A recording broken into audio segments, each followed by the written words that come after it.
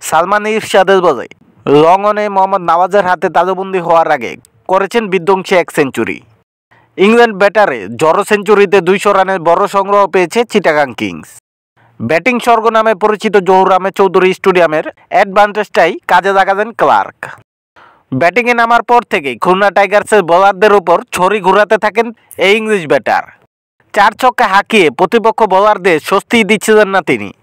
ইনিংসের 16তম ওভারে ইরশাদের করা বলকে পয়েন্টে ঠেলে দিয়ে সেঞ্চুরি করার পর যে উদযাপনটা করলেন তাতেই প্রমাণ পাওয়া যায় ম্যাচে কতটা দাপট দেখিয়েছেন ক্লার্ক।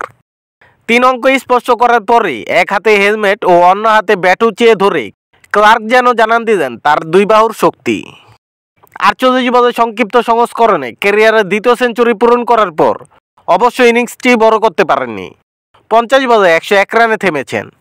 202 স্ট্রাইক রেটের ইনিংসটি সাজিয়েছেন 7 চার ও 6 ছক্কায়।